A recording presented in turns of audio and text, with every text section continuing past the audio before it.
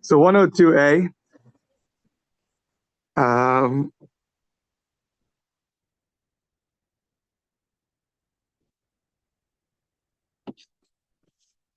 So Amar of Ashi. So we're talking about this idea that you have a moment of time where you're able to throw the blood up, put the blood on the altar, or you have a moment of time. If you have a moment of time, that's already considered like you did it already, and then therefore it's going to make the food contaminate the food. So Amar of Ashi, Rav Nachman.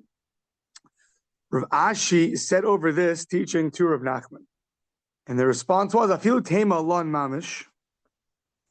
The Afilu Tema the Pigel Bezrika. Even if you say that the food was left overnight, or you say that there was pigel by Zrika, he had the wrong thoughts, invalid thoughts by applying the blood, still you made one assumption on the previous page, and we're going to break it. The ibai parik amar ibai have zarik lo amrina. When it comes to redeeming something, there, like we have from Rabbi Shimon by the Paraduma, you'll say if you're able to be redeemed, it can be considered already redeemed for certain halachos. But we don't say if you're able to place the blood onto the altar, it's already considered like you place the blood on it. That we don't say. It's a special halacha by redemption, not by applying the blood. So therefore, you tried to tell me that as long as I had a moment of time where I was able to put the blood on, 102A, sorry, not 102B, 102A, 10 lines down. As long as you had a moment of time where you could have put the blood on. So the example was that if you have an animal and you at one point you were able to put the blood onto the altar, and then ended up being that it was left overnight and it became invalid. But because you had a moment in time before, or let's, for example, pigel, you had a moment of time before you actually applied the blood. And when you apply the blood, you had invalid thoughts, improper thoughts. So that's right. So, but before the zrika, before the application of the blood, you had a moment of time where you could have applied it correctly.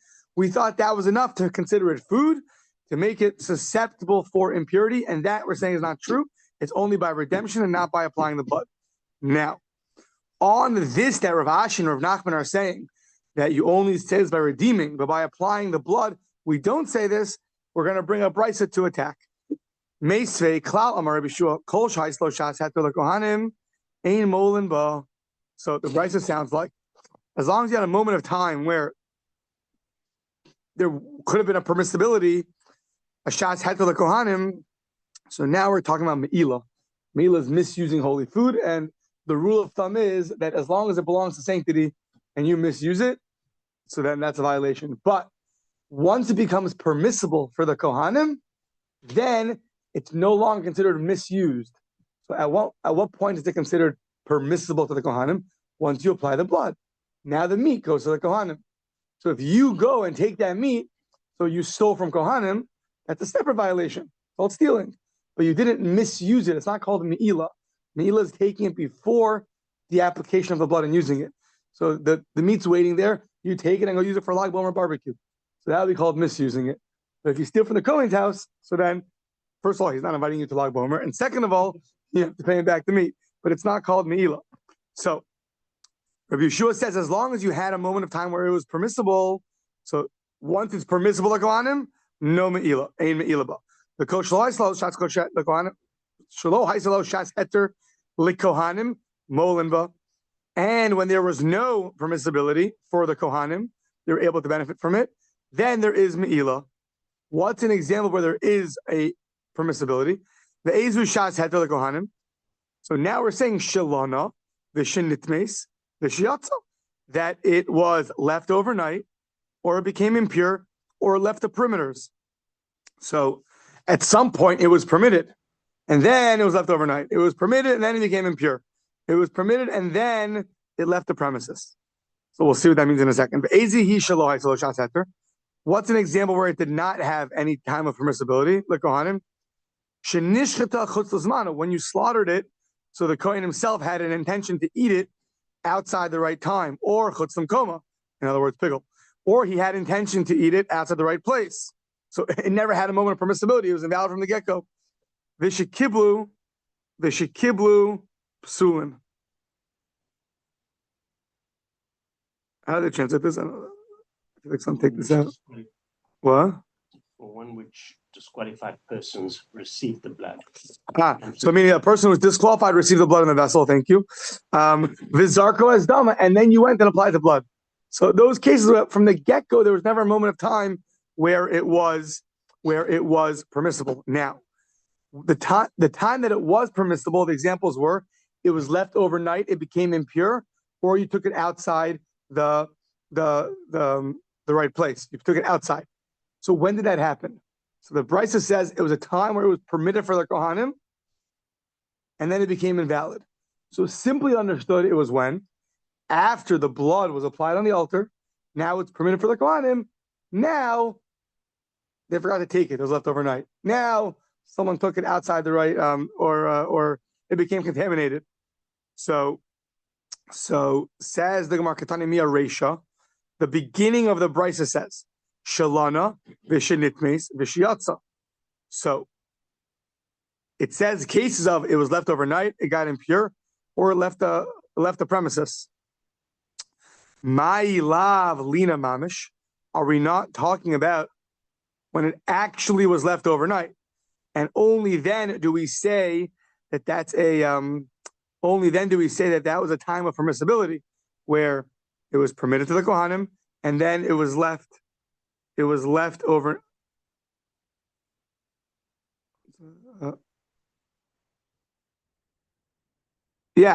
It was, sorry. The Brisa says there was a moment of time where it could have been permissible. What was that moment of time? That before you threw the blood, you could have applied the blood, but then it was left overnight. You could have applied the blood, but then it became impure. That's a case of becoming impure. It's easier. So right now you could have applied the blood onto the altar, and it became impure. So that moment of time before it became impure was a time where the blood could have been applied. It had a shas heter, had a moment of time where it was, you saw potential for its permissibility. And yet we say that there's no me'ila over there. So ma'ilav lana mamish, v'hacha di bayhavizare who, and it's a moment of time where I'm just confused by the case where it's left overnight. It's throwing me off. That's why impurity is easier. When you do shechita, you get ready to throw the blood, and then what happens? And then he just didn't throw the blood. You get distracted till the next day, and you have at least a full day to put the blood on the altar.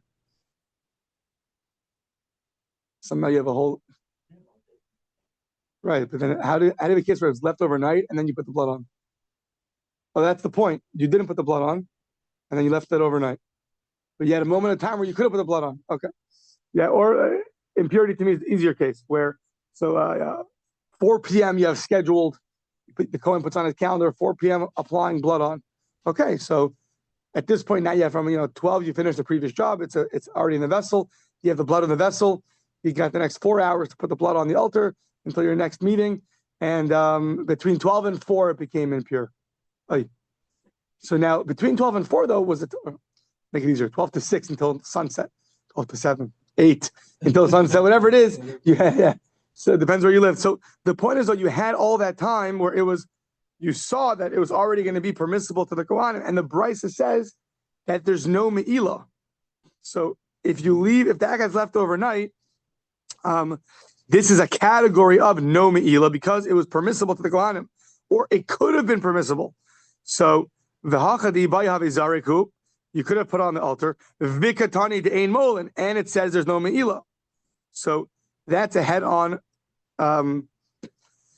contradiction to Rav Ashi and Rav Nachman. Rav Ashi and Nachman just told us this idea of you could have applied the blood doesn't apply. It only applies by it could have redeemed the item. Then you could view it now as already one put out the door, and it's and it's not holy anymore. But applying the blood, you don't say this idea of since I could have, I see it now as already applied. You don't say that.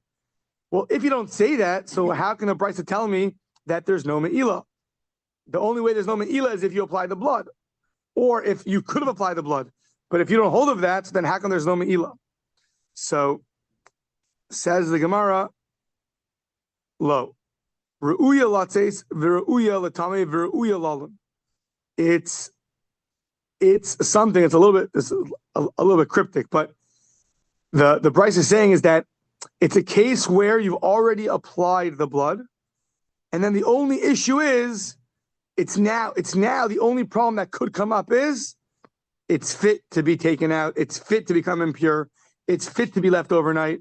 So meaning the only issue is that, meaning you've already applied the blood.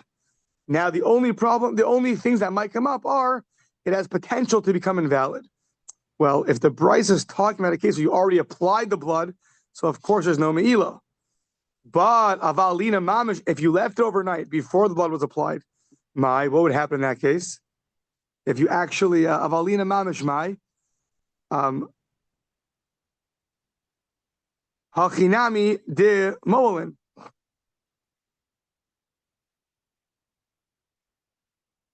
Then of course that'd be me'ila. If you actually left over the meat before you threw the blood on, of course there'll be me'ila, because we don't say, according to Rav Ashi and Rav Nachman, we don't say this idea of you could have thrown it on. It's like you already put it on, and therefore there's no me'ila. Rather, before the putting of the blood on, there is me'ila. The only way to get out of it is applying the blood and making it practically permissible to the Kohanim. Until it's in real time permitted to the Kohanim, we don't say, we say that there is me'ila. So we're now, the way Rav Ashi and Rav Nachman would have to learn the Brisa is that the first case that says that there is no me'ila must be a case where the blood was already applied. And now those words about impure, or they just mean to say is now the only issue that might come up is the Kohen might take it where he's not supposed to, or he might eat it in a state of impurity, or he might forget to eat dinner and leave it overnight. So that's all it's saying. But if you actually left it overnight before the application of the blood, of course there'll be me'ila, because it was never permitted in real time. So yeah. So now, classically, right, there's a classic, you have a brisa, it adds a difficulty, you answer the difficulty, but now your answer is going to have some trouble with the words of the brisa, right? So the words are, Haya kol shahaya lo shas heter. Kol shahaya lo shas heter means there's a moment in time where it could have been permissible. That's what it implies. It doesn't imply that it is permissible. It implies that it could have been permissible. You're telling me that the Bryce is talking about a case where you already applied the blood and it is permissible. So I'll tell you there's a much better way to speak. And if you could speak better, so then speak better. Or you could write better, then write better. So speak better. So haya kol shaya lo shas heter the kohanim, kol shalo haisa lo shas heter the kohanim. That's not the way you should teach the brisa. You should teach in the following way: not kol shaya lo, that there was a time of permissibility. It's kol sheyesh lo shas heter, that it has permissibility. Practically, it has permissibility the kohanim. Then you could say ein molin ba, if it actually has in real time. If you taught it like this, then there's no doubt of what you're talking about. Because you're teaching me, you have in real time, the Kohen can eat the meat. So you should say that. The kol she'ein la shas heter the kohanim molim ba mi ba'ilei. So even though we could make the case of the brisa, we could answer and not make it a problem on our opinion according to Rav Ashi and Rav Nachman. But the problem is that the wording is the wording doesn't fit, and the brisa really does imply that as long as you had a moment of permissibility, even in potential time, not only in real time. So therefore, we have to retract. What could be an answer for Rav Ashi and Rav Nachman? Rav Ashi and Rav Nachman say that we don't hold to this idea that if it could have been put on the altar of the blood, then that makes it now food and it's susceptible to impurity. We don't say that you put it on the they don't say that. But yet the Brisa says if you could have applied the blood, then there's no me'ila. So now, once again, we made one assumption. The assumption was we're comparing food, sacrifices being considered food in terms of susceptibility to impurity. That was our whole topic. We asked a question from me'ila. So that was the assumption. Rav Ashi says and Rav Nachman say, when it comes to food, the sacrifices, to be considered food in terms of are they susceptible to impurity, there Rav Ashi and Rav Nachman said that until you actually apply the blood, we're not going to see it as if you applied it. That we don't say. The brisa you asked was from Me'ilah.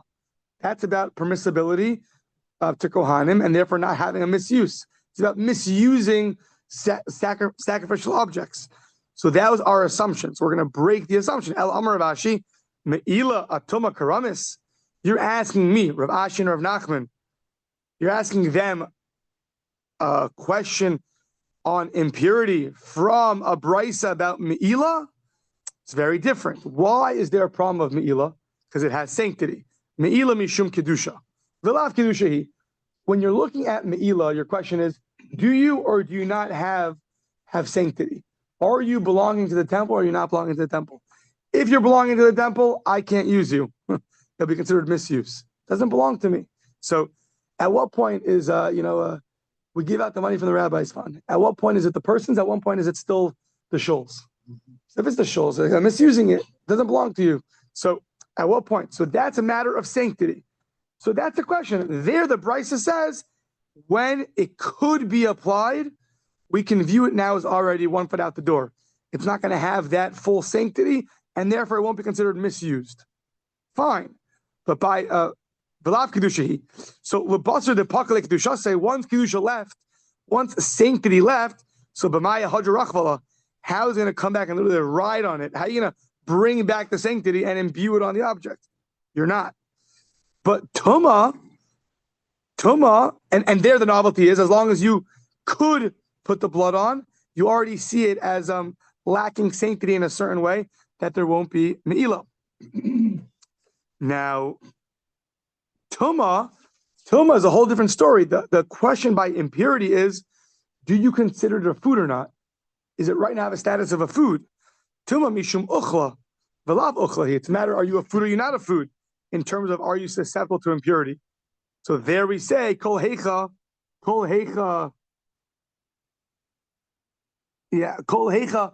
delo meshavile. Change up a little bit. Kevan delo meshavile uchla, kol heicha delo meshavile uchla. As long as you didn't make it into a food, Rav Ashi are not going to say you cannot have it susceptible to impurity. So there they say, until you actually will apply the blood onto the altar, we don't view it as food. Only once you've practically applied the blood on, then you could say it now has a status of food, and it could be susceptible to impurity. But Heichad doesn't read well. A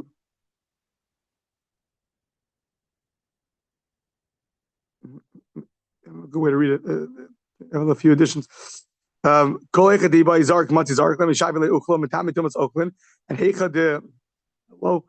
by zarkle heicha de I by zark lo matzi zark lo mishavile uchla lo matame tumas ochlin. So the question is, what are you talking about? If you're talking about me'ilah, so the question is, did sanctity is it still considered sanctified or not? When it comes to tuma, impurity, the question is it considered a food or not?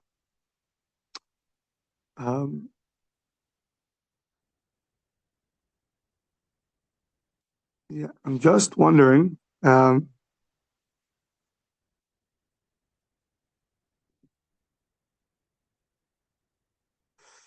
I'm just wondering, is that the case we gave in the brisa about me'ilah was the food became contaminated, but it had a moment of permissibility before it became contaminated, and that's enough to consider it that it's not in the possession of the doesn't have that full sanctity of the temple, and therefore, if it's misused, it's not considered misused. It's not considered me'ilah. But I'm just wondering, the cases here are all that like something happened to it after, like it became impure. But let's say you have a regular sacrifice, and you're going through the regular order. So you do shchita, you do kabbalah sadam, you put into a vessel, you do holacha. Let's say you walk it over to the altar. Now at that point, you're about to apply the blood, and so at that point, someone goes and takes the meat and barbecues it. So it sounds a little bit novel to say that's not considered misusing sanctity. That's what it sounds like. At any point. 1 second.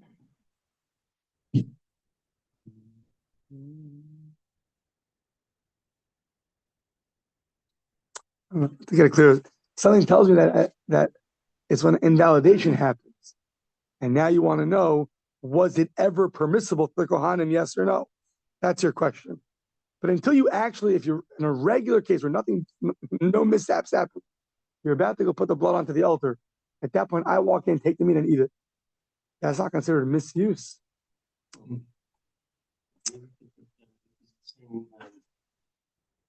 Actually,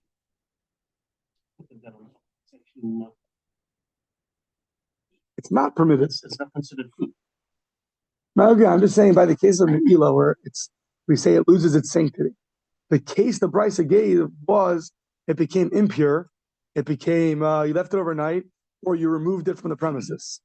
And now you're wondering, did it ever have a moment where you could have applied the blood? If it did, so then there is no Me'ila, because there was a point of permissibility, at least in the potential world, and therefore it's not considered misuse. But the cases that are given are where it got ruined. It was left. But in a normal case where it didn't get ruined, you just, regular case, Cohen walks up, about to apply the blood, and someone goes, snatches the meat and makes a barbecue. It's hard to imagine. It's just hard to... Okay, no, I'll try to get it clear.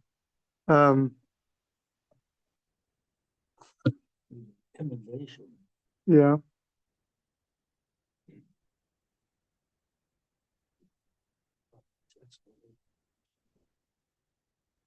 Okay.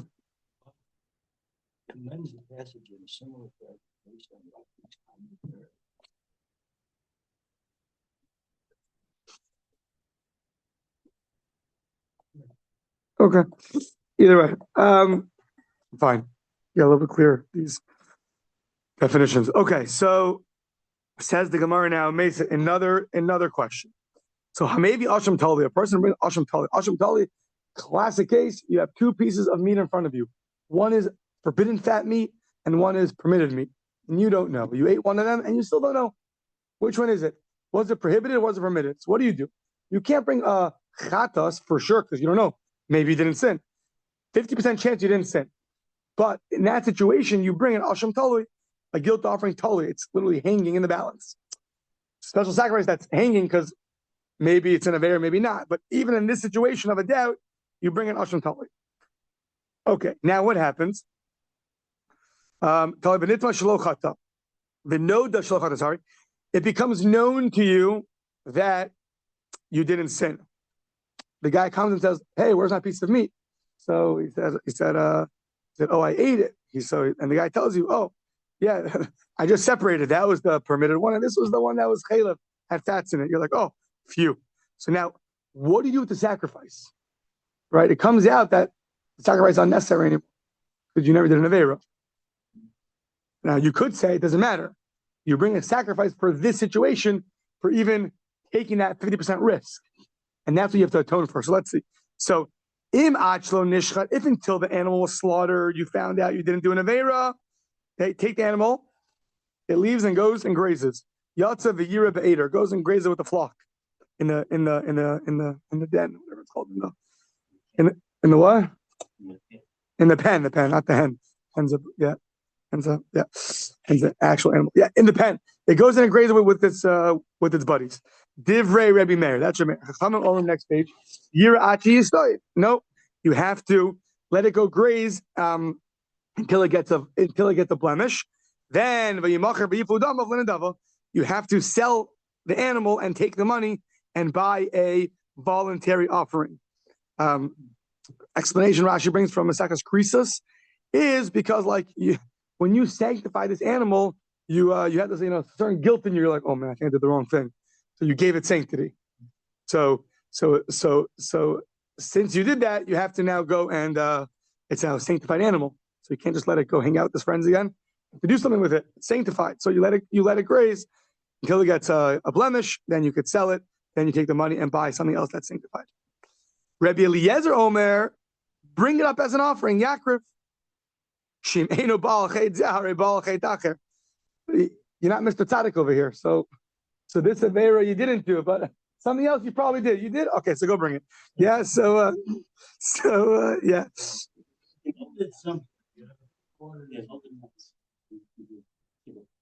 Right. Yeah. I don't know, but you're going to do something. You're going to do something, exactly, yeah. We know you did something. Which is a certain novelty because, it's interesting. We don't usually find sacrifices for maybe you did something wrong, for sure, like, so, Hareza Baal Chaydacher. Mishenishchat. Okay, that's all before it was slaughtered. Once it was slaughtered, now you find out that you didn't do anything wrong. Mishenishchat no delo. Now you find out what happens. So now you have what do you do with the blood? So hadam yishafik labasa yisra. The blood is spilled out, and the meat is burnt because it's now mundane food, non-consecrated blood and meat in a holy area. So that's invalid. It comes out that the animal wasn't holy at all. So what do? You now have mundane food in an area that you can't have mundane food. So blood has to go and the meat has to be burnt. That what? Doesn't come to term for this one, and then for another one. Sounds like that's only before you slaughtered it, right? Because slaughtering sanctifies it. So once it's sanctified for this, and then this ended up being fine, yeah, good. So then you got to dump out the blood and burn the meat.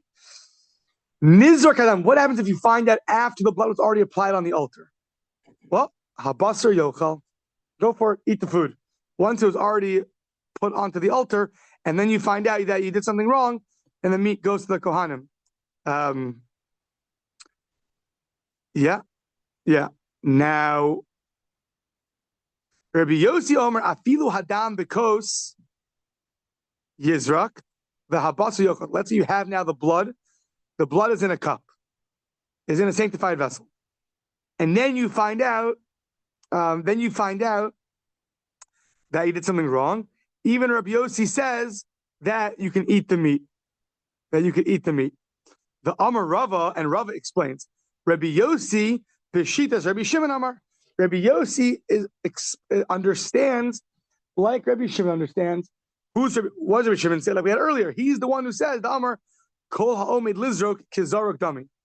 He's the one who says anything that's fit to be applied on the altar, it's considered like it's already been applied to the altar. And therefore, Rabbi Yossi says that even if you have, Rava explains for Rabbi Yossi, even if you have the blood in the cup and it has not been applied onto the altar yet, but it could be applied, since it could be applied, at that point, if you find out that you actually did nothing wrong, you ate permitted food, since we view it like it's already applied on the altar, so therefore you can eat the meat. Oh, so now this is a contradiction to Rav Ashi and Rav Nachman. Rav Ashi and Rav Nachman said that we only say by redeeming things, it's like it's already been redeemed. We don't say by applying the blood that it's already been applied. They came to say exactly not opposite of this. So says the Gemara, so midihu taima, you think this is the reason? Because you view like it's already been applied? No. Amri b'ma'arav and Rabbi Yossi bar Chanina hanin tam Rabbi Yossi because our kli sharis mekatchen as a psul nechatchila li karev. We say that a kli sharis, a vessel like this cup containing the blood, it sanctifies even things that are invalid. Now, not fully invalid, but things like this where you find out that really you did nothing wrong, and now the blood is really mundane. Such a thing, they explain that Rabbi Yossi holds the sanctified vessel is able to sanctify it. So once it sanctifies it, so then there is then there's no problem. Once it sanctifies it, so then it sounds like that's why you can. It's now holy blood, meaning it's sanctified, and you can apply it on the altar. You can apply it you can apply it on the altar and go put up on the altar. Now, so therefore, it's not a contradiction to what Rav Ashi and Rav Nachman said. It's a different explanation. So now, Amar le Rav Ashi le Rav Kahana mid the Amar Rabbi Shimon, from the fact that Rabbi Shimon said, Kol ha'omed lizrok kizaruk dami, from the fact that Rabbi Shimon said anything fit to be applied is like it's already been applied, and Kol ha'omed lisrof nami kizaruk dami, Maybe Shimon's sounds like Mr. Potential, yeah. So anything which is fit to be burnt, it's like it's already burnt. So now, two other cases, no sar. Sanctified food left overnight, right? You have only a day to eat it. And now a day and a night, and the night passed. So now it's no sar, you have to burn it. So, the Korban Pesach, you have until a certain time. At that time, the next morning, you got to burn it. Well, let's say you didn't burn it yet. Is it already considered burnt or not? Paraduma, the meat of the paraduma is supposed to be burnt on the altar. You didn't burn it yet. Is it considered already burnt? So what will be it? If it's considered already burnt, you shouldn't view it that it's susceptible to impurity. You don't view it as something which is susceptible to impurity. It's already burnt. It's already out the door, right? A classic example we said was a lulav from an idol worshiper tree, from an Asherah tree. You have a lulav from an Asherah tree. It has a full measurement of a kosher lulav. It's the AA, the Aleph, the Kollel. You get it? And then Rabbi Diskin messages you. It's actually, turns out they picked this one from the local idol worshipping Asherah farm. So even though it has a full measurement, but we say you have to burn it. It's idols. It's from idols. So we view it like it has no measurement. You don't view it like it has a full measurement. So to here, you view that's already burnt. If it's already burnt, then it cannot be susceptible to impurity. If that's true, why is it susceptible to impurity like food? Just like dust of the earth. That we say, so even though that's true, but the endearment of sanctity made it susceptible to impurity. A special dispensation to this rule is that since it's something which is holy, for these things, we say that they are susceptible. We view it as something and not as nothing. I don't know if that's rabbinic. I don't know if that's biblical. I'm not sure.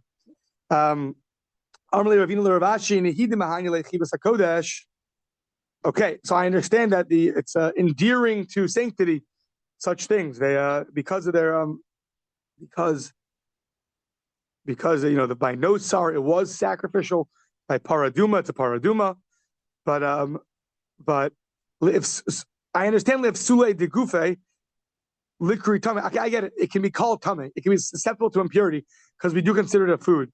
However, tame nami limnin be rishon b'sheni. Would it be so impure that it could actually be a first degree of impurity or a second degree of impurity?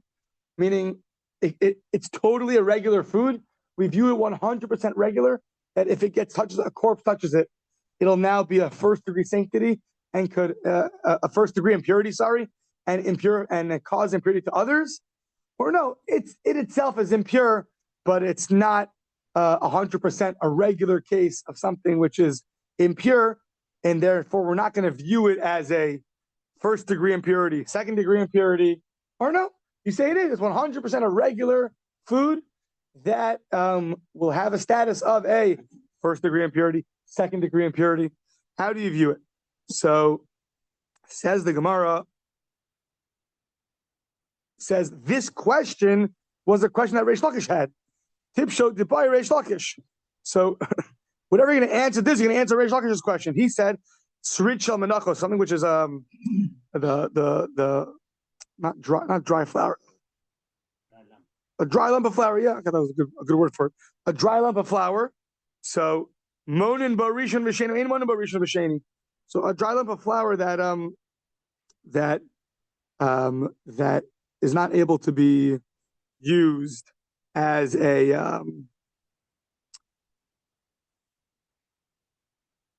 example. For instance, the flour that a little thicker flour, or maybe it's dry flour that never got mixed with oil, and it wasn't ready to be mixed with oil, and now it's on a sheretz, one of the bugs that causes impurity touches it.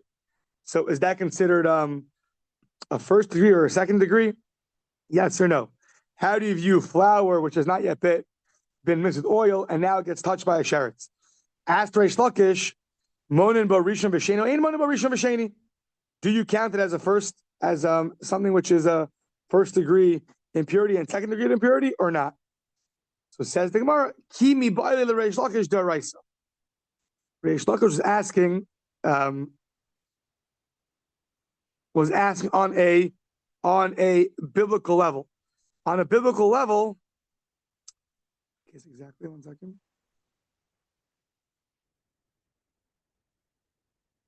Yeah. Do you view it as it has a first degree or a second degree, and then you're going to have to burn it because it's impure? He was asking on a biblical level. We're asking, so it sounds like this is rabbinic. We're asking that when this idea that the endearment of it being something sanctified makes it that it's still considered a food, even though the para and the nosa are going to be burnt, that was a rabbinic question. So we were asking rabbinically. So Reish Lakish was asking biblically, and we were asking rabbinically. Meaning, according to Reish Lakish, if you view that dry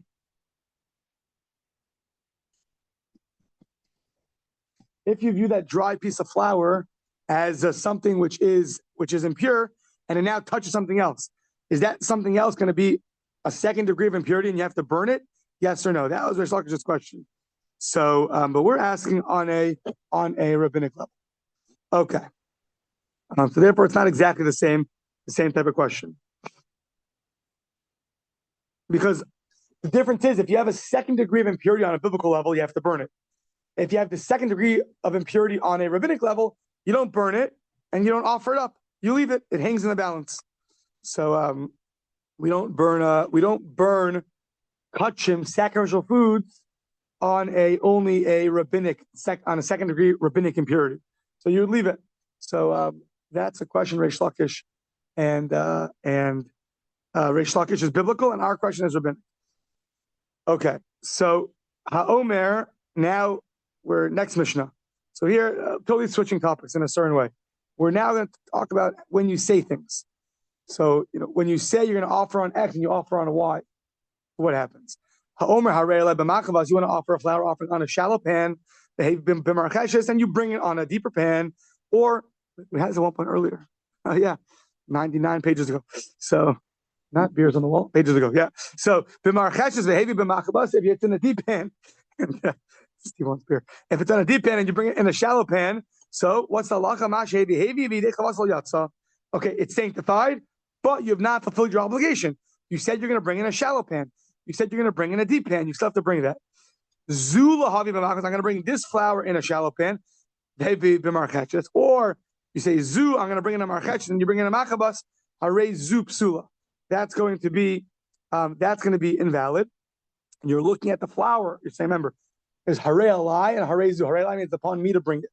Upon me means even if the animal or whatever gets lost, you still have to bring it. Harei zu, it's this specific thing. Okay, if that gets lost, it's gone. What could I do? So the first case was harei alai, and the second case is harei zu. So b'marcheshes hevi b'machavas harei zu psula. Those are invalid because you said this flour is going to be brought in this, and you didn't do it. So that's going to be totally invalid. Ha'omer harei, third case. Ha'omer harei alai shnei esronos. It's upon me to bring 2/10 of flour lahavi b'kli echad in one vessel. I'm going to have 2/10 of flour in one vessel. What did I do? Hevi b'shnei kelim. I brought it in two vessels, or the opposite. I'm going to bring 2/10 of flour in two vessels, b'shnei kelim, b'hevi b'kli echad, and then I put it into one vessel. Says the Gemara, says the Mishnah, ma'ashevi hevi, v'yideicha basal layatza, that which you brought, but your obligation you have not fulfilled.